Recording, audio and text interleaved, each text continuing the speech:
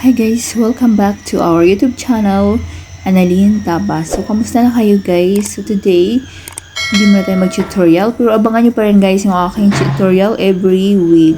So, nagluto ako guys ng tea with milk. Hi guys! Kamusta na kayo lahat? It's 4 o'clock in the afternoon here. So, need namin magbili guys ng snacks. So, hinihintay ko dito yung aking husband sa baba. Meron din kami mga halaman dito sa baba guys. So ito guys, aloe vera. Ibang klaseng aloe vera to ano. Green na green siya. Oh my God! Ito. So natuyo na siya, hindi yata nadiligan to. Ito guys, ang taba ng ano, ng garlic. Mahilig kasi sila dito sa garlic guys. So ito yung nilalagay nila ang dahon ng garlic. Pagkatapos yung malapit ang maluto yung mga karne or kahit anong pwede rin siya sa salad at char. Ito din oh. Mayroon dito sa atin guys, di ba? Mayroon kami nito dati sa Pinas. Ito guys, ang kintab ng aming gate. Kalilinis lang na aking husband. Naglinis siya. Parang uulan guys. Makulimlim. Tingnan nyo guys, makulimlim. Makulimlim. Ito mayroong ano, papaya doon sa aming kapitbahay. Papaya. Sarap ilagay sa ano, tinolang manok. Yan. Parang bago yung gate namin. Pinakintab ng asawa ko.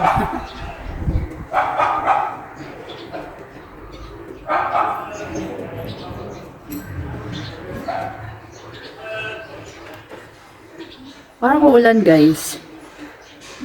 Taba ng ano, seryoso, papaya.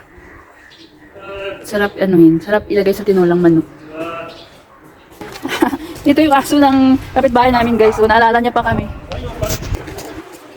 Ang daming mustard. Kaya bilis kasi may lakad guys ng asawa ko. Laging nagmamadali yan. Bird nest. Right? See, I could see the bird. In the nest. Yeah, in the nest. It's like a crow. It's a crow. Bibili kami guys ng snacks namin. Nabinibilahan kasi kami na chow mein. Masarap siya guys. So dito na kami sa shop guys. Dito kami bumili lagi ng masarap na chow mein.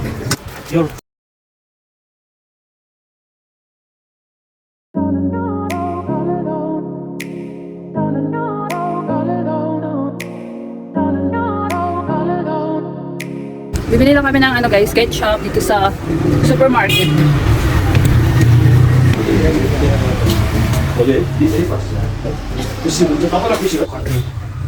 Yeah, should be, you know, love your own. Yeah, of course.